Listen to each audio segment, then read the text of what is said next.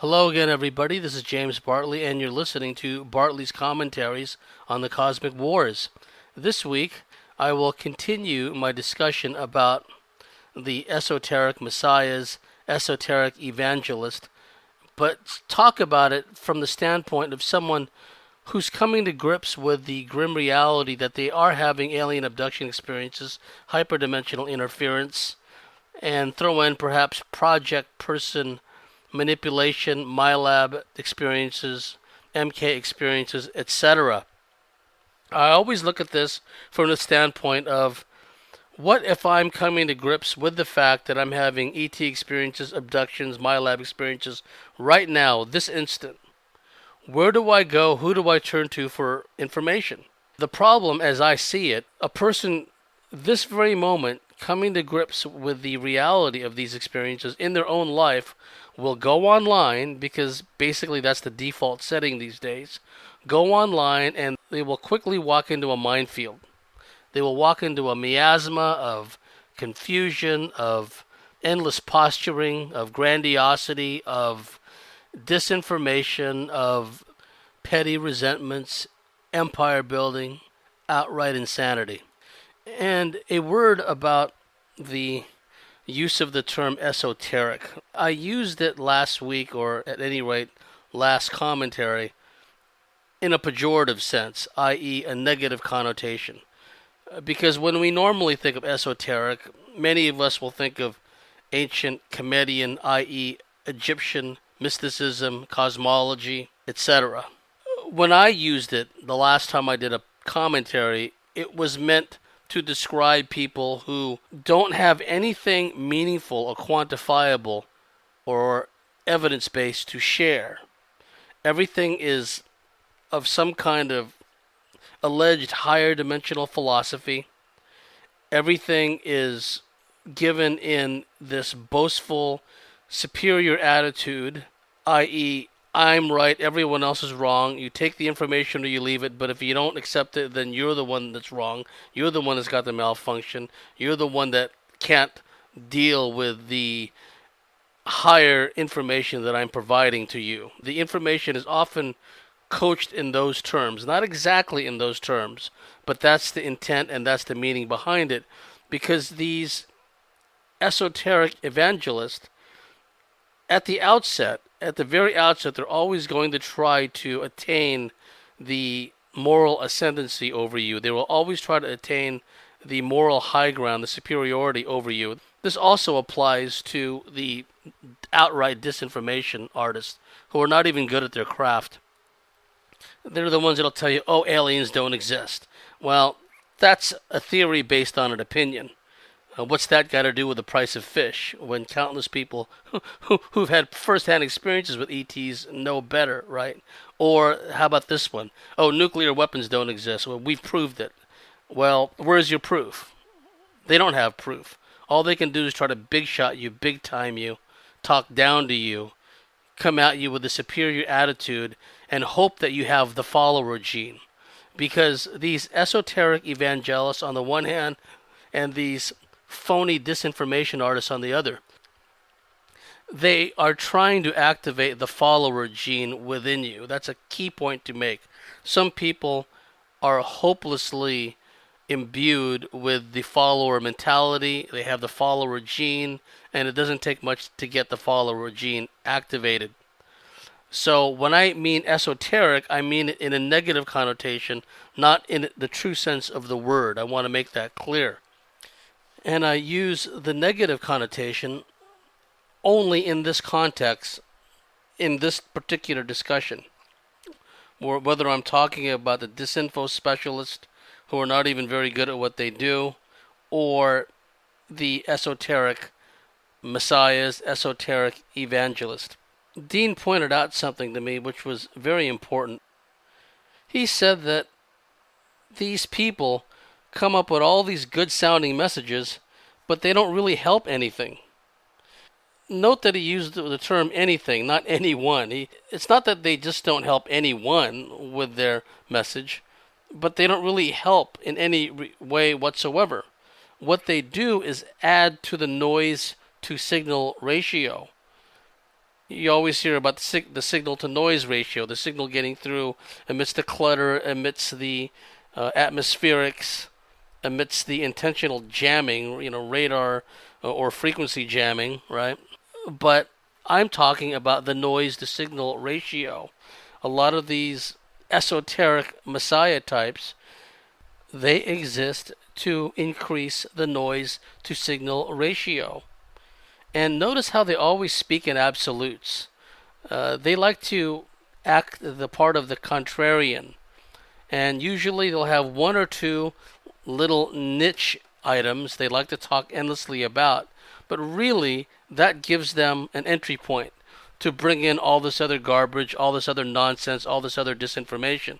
And they speak in absolutes. I'm right, everybody else is wrong. We have the proof that nukes don't exist, but they don't provide you the proof that nukes don't exist. They say that, oh, this heavenly body or that heavenly body has this purpose or that purpose, but it's nothing quantifiable, nothing you can sink your teeth into, but they speak in an absolutist sense, as if they're the final authority on the subject. In the process, the noise to signal ratio increases. I'm going to go back to basics now. Years and years ago, I used to frequently talk in my interviews and my lectures, private discussions with people, not in a messianic sense, mind you, but just in normal give and take, two-way, three-way conversations. And I used to always talk, and I'm going to start talking once again about ego activation. Ego activation. The fact that so many of these disinfo types, so many of these fantasy prone individuals, because there's a lot of that in the field, folks. There are people that are regarded as being credible, as being truth tellers, that are being described as spiritual warriors, and they're fantasists. I'm telling you straight up, they are fantasy prone individuals that make stuff up on the fly. And I've been around fantasy prone individuals. I've been around pathological liars. There's a vibe to them. There's a certain way they talk. They have certain body language. They have certain facial expressions. There's a boastfulness and arrogance and a self-assuredness about them. They make up lies on the fly. They lie about things that aren't even worth lying about. Let me give you an example. One of my cousins came by the house, when I was living with my folks when I was a boy, and I was all proud of my new fishing pole, right? And my older cousin comes along. He's on my mom's side, and this guy is a braggart. I mean, big time braggart, older than me. And he goes, "Oh, that's not a good fishing pole. With your fishing pole, I can only cast out to about 150 yards." And I'm just rolling my eyes, right? You can use my fishing pole to throw a cast 150 yards. Even as a young boy, I knew that was bovine scatology. BS, right? And then he goes on to say, with my fishing pole, I can throw out a cast of 300 yards. So he's basically saying he can throw a cast the length of a football field. Yeah, sure, Francis, if you say so. I believe you, right? White face, black heart, they're nodding. Yeah, sure, if you say so. And I've known a number of people in my extended family. I've worked with pathological liars. I've known pathological liars. They give off a certain vibe, and their lies don't even have to add up. They tell you ridiculous things that anyone with any self-worth who's done the research, who's had enough life experience, will know these people are full of it, right? So that's another thing to keep in mind, that their lies don't even have to make sense. It's gotten to the point now where I think that these disinfo types, these, we've never gotten out of low Earth orbit, satellites don't exist, the moon is right above your house, it's not that far, the sun is a lot closer than you think it is, it's inside the atmosphere. That's a form of gaslighting. Those people that say these things fit a psychological profile, and I've said again and again and again. Psychology follows neurology, which follows genetics. Psychology, neurology, genetics.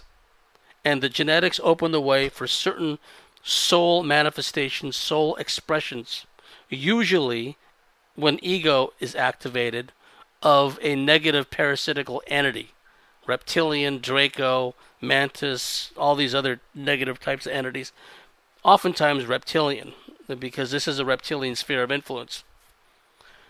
So when you encounter ego activation in these speakers, in these lectures, in these authors, you're dealing with a person who fits a particular psychological profile, psychology, neurology, genetics, and often is not, especially in our field, often is not when you're dealing with an ego-driven person, you're dealing with an entity-infested person. Entity-infested, entity-attached, host for one or more entities. And like I said, their lies don't even have to hold up. Their lies don't even have to make sense. It's a form of gaslighting. It's questionable whether they even believe these lies themselves. But they know if they just repeat it with an authoritative air, they know that if they do it enough times, it's a numbers game. The follower gene is going to activate within certain people. And that's what keeps these people in the game. Also, it doesn't hurt that YouTube drives up their views. It doesn't hurt that you have all these shills and sock puppets pushing their information or disinformation, as it were. It doesn't hurt that there's a lot of gullible, dangerously naive people who buy into all this information. That's a red flag. Ego activation. How many people in the field have an active ego? The fantasy-prone individual, the boastful individual, the pathological liar, all of that is essentially part of the same psychological, neurological, genetic, spiritual profile. Man, the stories that I've heard from some of these people, it'd make your head spin. I mean, I just hear stories, whether it's claiming that family members have access to all kinds of information about, crash flying saucers, NSA related information.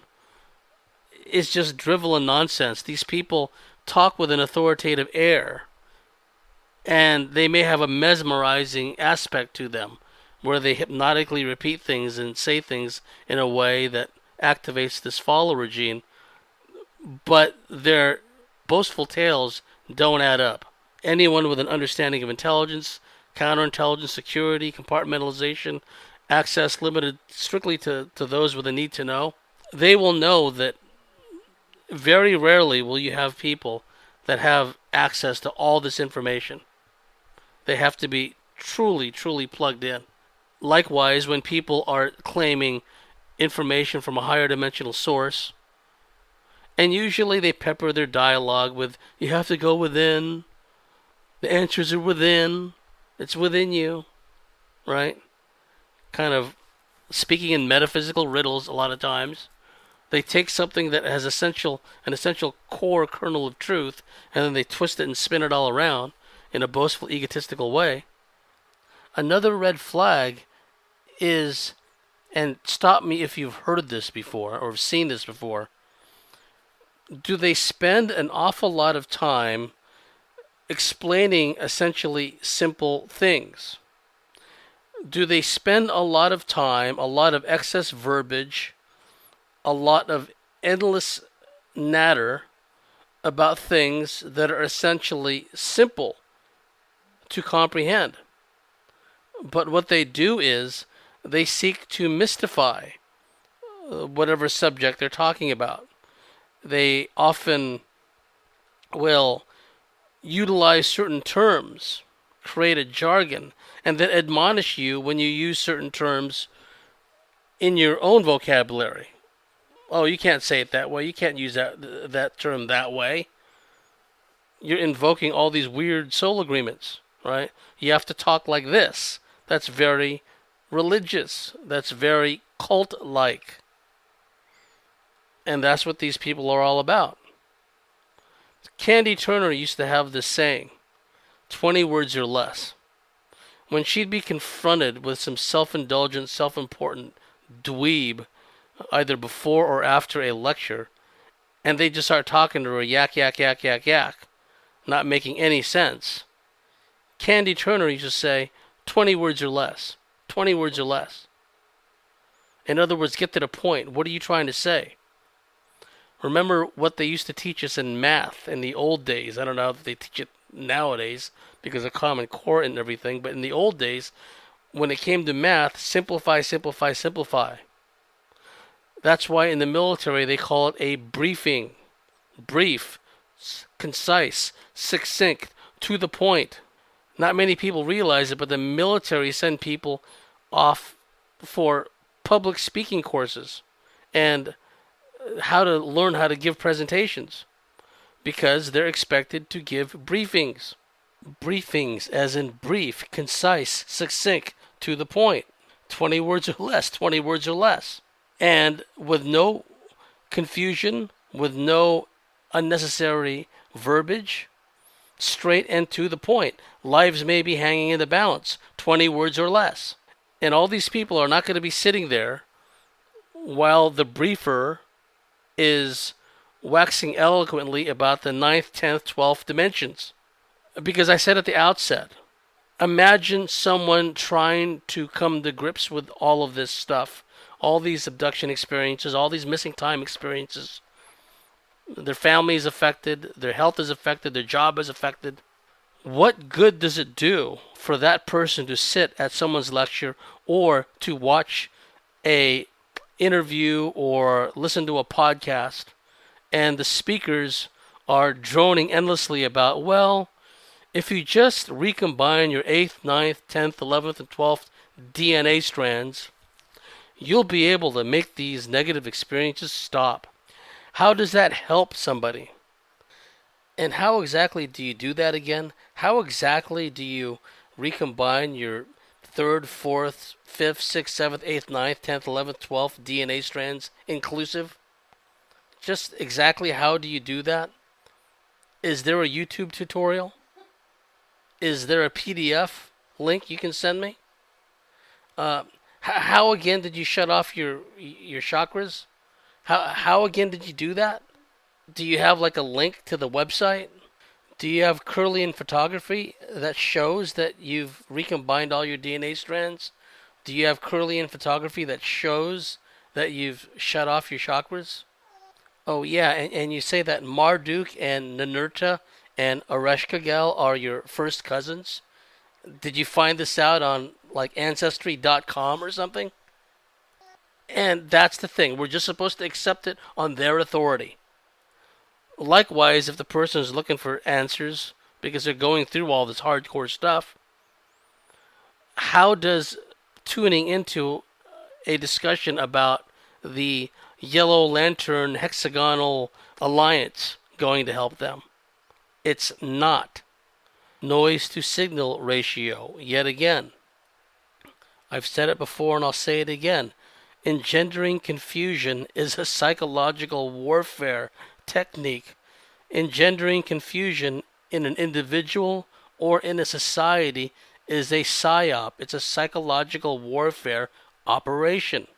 The last thing the controllers of this world want are all these people with these hardcore experiences, MyLab experiences, alien abduction experiences, to start to make sense of what they're going through. And even worse, from the standpoint of the controllers and this matrix control system, start to heal and reintegrate and turn the tables so they become not just a latent threat, but a real and present danger to the controllers of this world. So I stress, let's go back to the basics. Do these speakers have an activated ego? Are they coming from a place of boastfulness, of grandiosity, of endless posturing, of a know-it-all mentality, a contrarian mentality?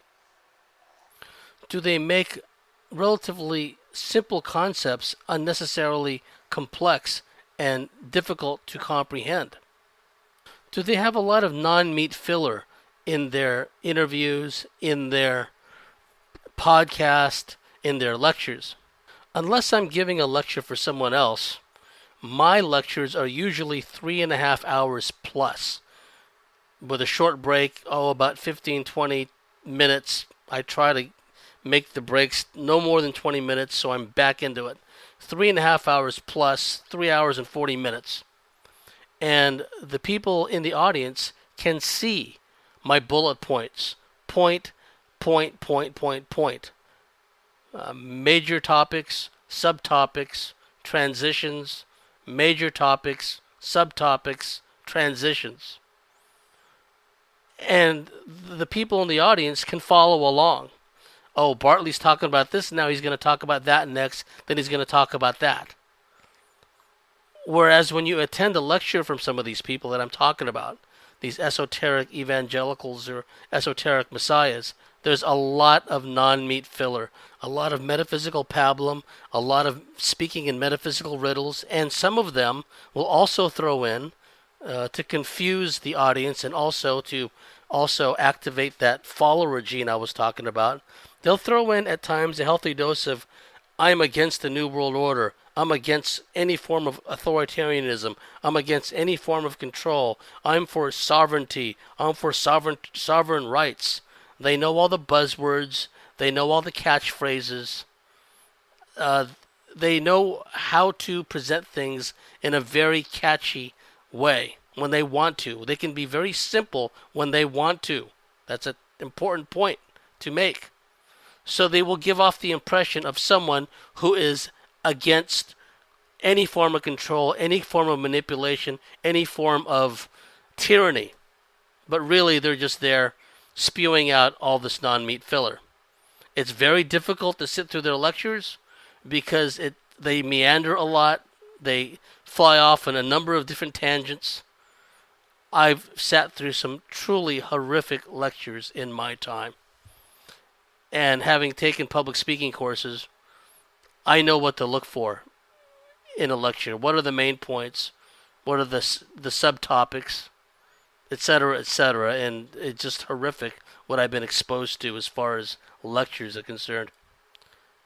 One of the things that they try to impress upon you is the fact that you are incomplete, that you are somehow less than, that you are in need of healing, and they're just the people to want to heal you.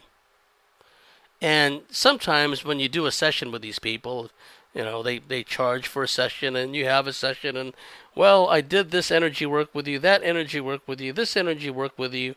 I got rid of X number of entities, got rid of X number of energetic cords, attachments, etc., etc., etc. Again, throwing out the jargon, throwing out the lingo. I'm healing you. I'm against all this tyranny. I'm against all these forms of control. Again, nothing quantifiable, nothing you can sink your teeth into. And then what they'll do is, but you know what?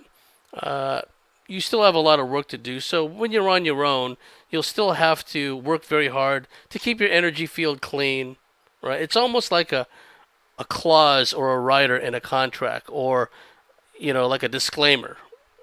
Basically telling you that, well, you're on your own now, pal. I did what I can do. I kind of moved your energy fields around. And if you're lucky, the person is just a charlatan. If you're unlucky, the person is an entity-infested, adept, warlock, raging Draco hybrid host. Because then, if they really want to get mean-spirited, they can infuse all kinds of entities into you, all kinds of energetic blocks, all kinds of energetic shunts. In fact, the very things they claim they're taking out of you, they will be putting into you. Okay, this is what's going on in the field, folks. I'm not trying to make light out of it. I've seen it happen again and again and again. So that's another red flag. How much non-meat filler is in their presentations? Do they give you bullet points where they're talking about meaningful things? Or is it just endless conjecture, endless speculation, endless big noting of themselves, endless big timing of you, big shotting of you, the audience, the listener, the consultee? What is it? Because if they don't get down to brass tacks, remember what Candy Turner said, 20 words or less, 20 words or less. I can hear those words ringing in my ears. Do they get to the point? Are they briefing you in concise, succinct terms? Are they getting to the heart of the matter? That's a key point to understand, because when people exhibit all these warning signs that I've just told you about thus far, then you begin to realize that this person's a fraud. I don't care how much they say they're fighting against the Draco overlords or the Orion group or the New World Order or the Illuminati or the Cabal. If they're just waxing eloquently about esoterica that you cannot sink your teeth into, that does not provide material, viable help to you right at that moment, you're wasting your time. They're there to add to the noise to signal ratio. I keep repeating and going back to certain key themes. Ego activation. Get back to the basics. Are you dealing with someone with an active ego, with an activated ego? Because if you are, chances are that person's entity infested. Let's cut down to the chase. Let's get right down to brass tacks. You're dealing with an entity infested person. Is that person grandiose? Well, if they're grandiose, if they're full of themselves, full of self-importance and self-indulgent, if you're watching them and they're in a panel discussion and they're doing all the talking, or in a webinar situation and they're doing all the talking, if you're in a private setting with them, just you and maybe two, three, few other people, and they're doing all the talking, you're dealing with one of these esoteric evangelists, one of these esoteric messiahs. Is this person a good listener? Let me tell you about the benefits that can accrue to you if you're a good listener, how your knowledge base and your wisdom can increase just by being a good listener. When I interview somebody, it's a debriefing. I'm trying to extract as much information out of these people. I leave it up to the listeners to decide whether it's valid, invalid, if it's something they can make use or sense of at the moment, or if it's something they can put on the shelf, maybe use later, maybe not, right? And I do the best I can. Sometimes we've had some duds, I'll tell you straight up. Other times we've had some outstanding interviews. And in the relatively short period of time the Cosmic Switchboard has been in operation, we've had some great interviews, and I think some very good commentaries. And going forward, we're only going to get better. Of that, I can assure you. Back in my college days, I took a lot of history classes because history is one of my favorite subjects. And unfortunately, when you take upper division history courses, what happens is virtually everyone, or at least some annoying people, think they know everything about that aspect of history. And it's very subjective. It's not like a math problem or a math equation. There can only be one answer, right? For every, other person, there's that many more different ideas and different concepts of a particular historical event or series of events. And often as not, when you go to these history classes, there's these self-indulgent, self-important people that take up a lot of class time talking endlessly about this, that, or the other aspect of history, showing off their knowledge, right? And me, all I want to do is go in there, get my ticket punched, put in my 50 minutes, whatever, sit there, take my notes, get out of there. That's all I wanted to do. But there was a lot of people in these history classes that would sit there and just yak, yak, yak nonstop. And unless the teacher had self-worth and kept a firm grip on the reins of the class can rapidly degenerate into just a pajama party where a number of people are talking at the same time, and is just a miserable experience, right? And that's what would happen at some of these history classes and upper division history classes in state and university level college courses. And again, all I wanted to do was put in my time, the 15 minutes, whatever, leave, and, go on with my day. But these self-indulgent people, they just had to have their way. They just had to be self-indulgent and talk and talk and talk. Well, during the course of some of these upper division history class fiascos, I met some interesting people. For example, in one class I had that was full of all these know-it-all, know-nothing types, there was an elderly Japanese American guy, and there was an elderly Caucasian man, and they were both World War II veterans.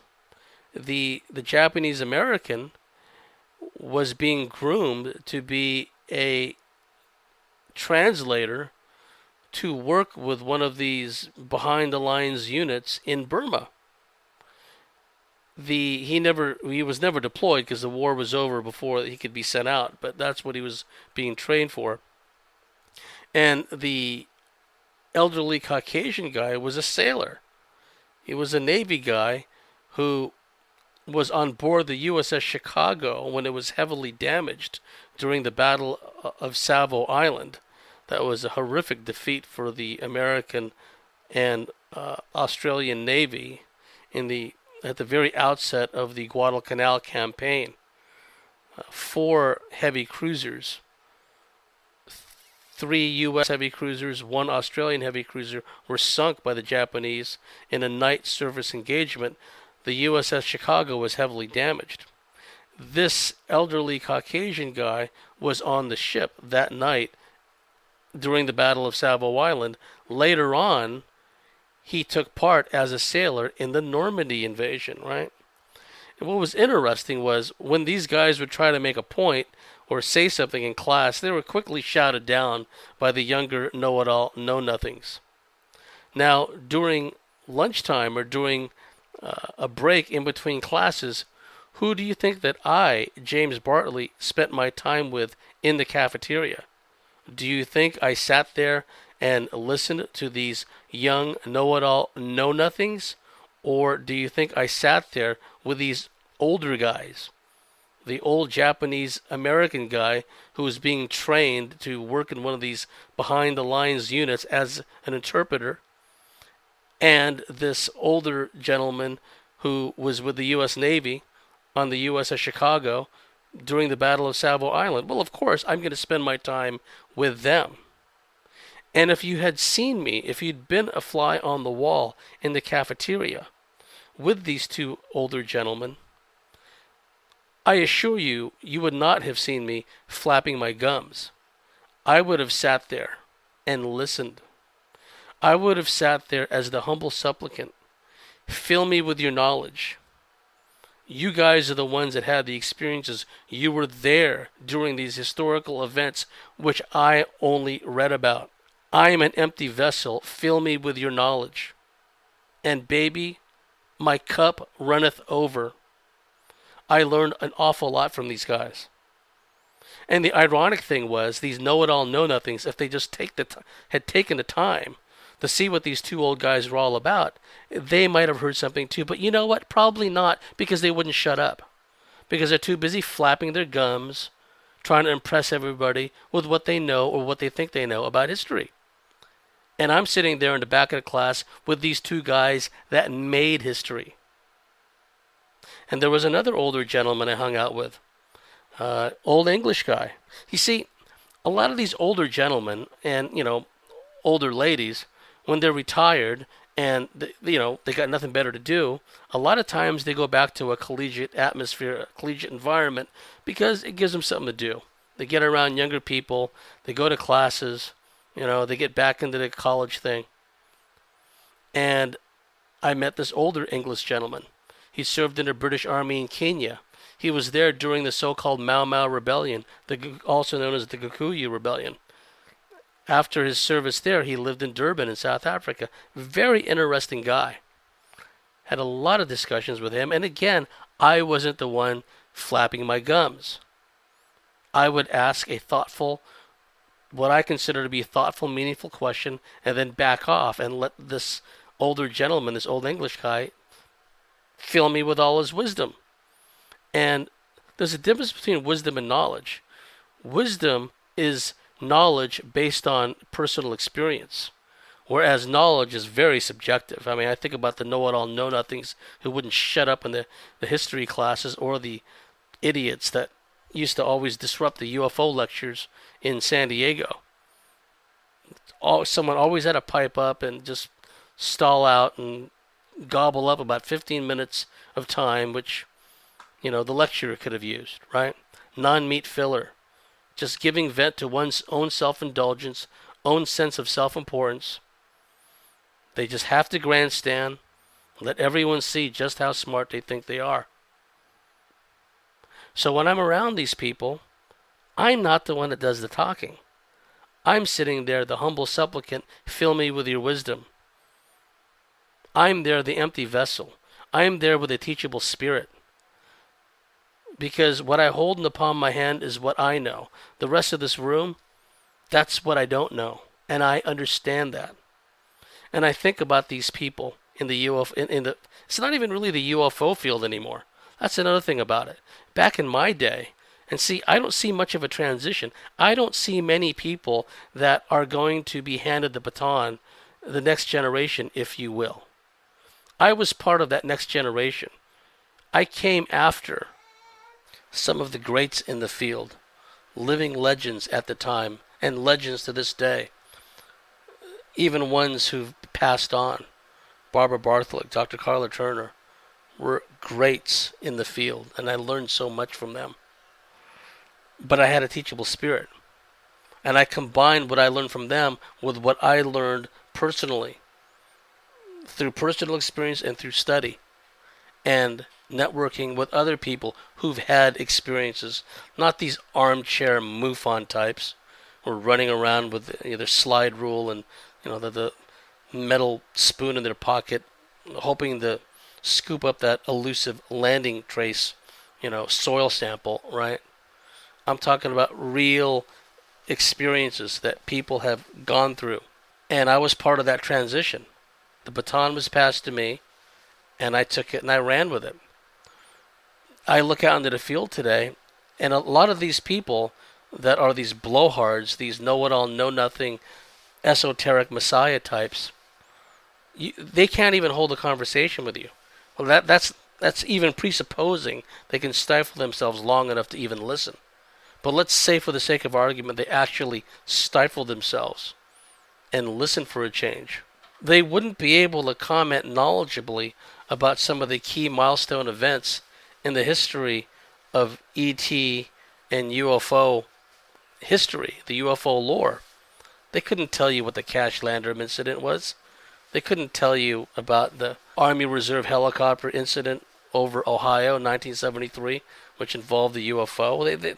They don't know any of the basics of the field, and yet they dive right in, and without any historical understanding, they presume to tell you and I how to deal with aliens, how to deal with interdimensionals, how to heal oneself. Healing comes from within.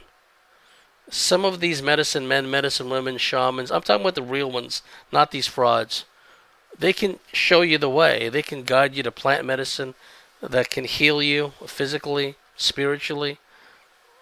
They can do certain types of work on you, energetic and otherwise, that will get you pointed in the right direction, but you're going to have to do the rest of it yourself. What keeps a lot of these frauds in the game is the gullibility of so many people and their inability to detect and discern BS when it's in their presence. Kylie has a saying, and I love it. She says, 2018 is the year of no more bullshit. And that's a creed that I live by. 2018 is the year of no more BS, bovine scatology, bullshit. We need to get back to the basics. And I think, what if we had a scenario where some of the greats were brought back out of time or plucked out from the ether and remanifested in their full, real glory and put in the presence of some of these esoteric messiahs? I'm talking about Barbara Bartley, Leonard Stringfield, Dr. Carla Turner, some of the greats in the field, Dr. Oliver Fontes from Brazil, and you put them in the same room with these know-it-all, know-nothing esoteric messiah types, you know what? Some of those greats, in fact, all of them would not even get a word in edgewise. They wouldn't even get a chance to say boo, because these esoteric messiahs would just keep flapping their gums, presuming to know more. Oh, what do you know, Carla Turner? I never even heard of you. What do you know, Barbara Bartley? Who are you, old lady? That's what these people would be like. They're in the presence of greatness, but they don't even know that in our hypothetical scenario because they're just so full of themselves. This sense of self-importance, this grandiosity, the endless posturing. You listen to some of these people who fancy themselves to be esoteric energy healers. They fancy themselves to have the ability to banish demons and eject entities out of people. You listen to their stories, it's like, oh, gee, where did I hear that or see that before? Oh, yeah, that movie Constantine, where Keanu Reeves is a demon fighter, and he's just sending all these demons packing, kicking their ass. Good movie, by the way. And you listen to some of these people, it's like, wow, they should have been in that movie. It should have starred them instead of Keanu Reeves to listen to these people. Such is the nature and the extent of their grandiosity. But so many people, they don't have that BS meter. They've got the follower gene activated.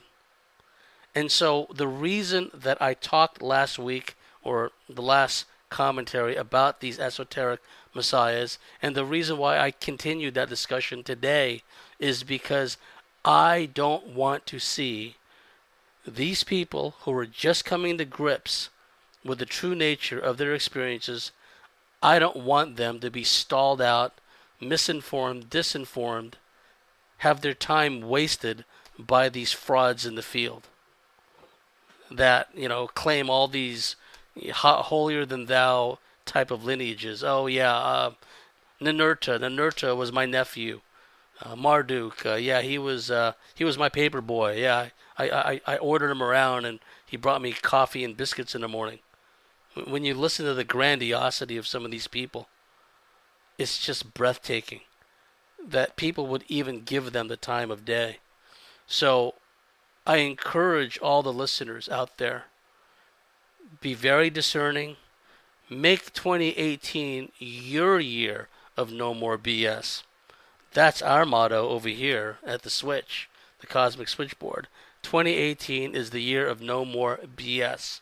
And take that message to heart.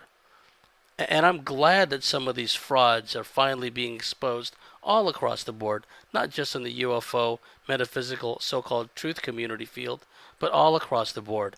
It's the truth vibes that are kicking in. And these phonies and these frauds, give them enough rope to hang themselves with, they're going to do exactly that. They're going to paint such an unbelievable, stupid lie. Someone's finally going to call them out on it. And they're just going to be like stuck like a fly in a piece of paper. Okay? So anyhow, it was on my heart to bring up these subjects because I'm tired of all these people that really need real information being led astray by all these frauds in the field. And they're not even really in the field, folks. They don't know nothing about the UFO history. They know nothing about the key events of the UFO field. They really don't know much about aliens, ETs, UFOs, interdimensional, hyperdimensional interference, except what they parasitically stole from others or what they found on the internet. Because these people are not readers. They're not going to take the time. They can't be bothered with doing all the necessary research, the necessary reading, and the study to get to this level of understanding that we need to be at to understand all this. And I understand that, a lot of people out there don't have the time to read all these books. That's fine. That's what I'm here for. That's what my colleagues are here for. That's why I put people like Tom Carey on the Cosmic Switchboard, a former Air Force intelligence officer who was one of the lead investigators for Roswell, knows as much about Roswell as anybody, right? I'm going to have Jim Goodall on the show. That's a fantastic interview. Wait till you hear that. Gary Hesseltine, is going to be on the show. And he knows a lot about Rendlesham Forest. He knows a lot about the UFO scene in England. So we're giving you stuff that you can sink your teeth into, the stuff, information that's quantifiable, the information that has resonance and meaning. It's just not esoteric, endless philosophizing, endless conjecture, endless speculation in the guise of truth, okay? Anyhow, you've been listening to Bartley's commentaries on the cosmic wars. Wherever you may be, whatever you may be doing, have a very pleasant time, and we'll see you next time. Bye for now.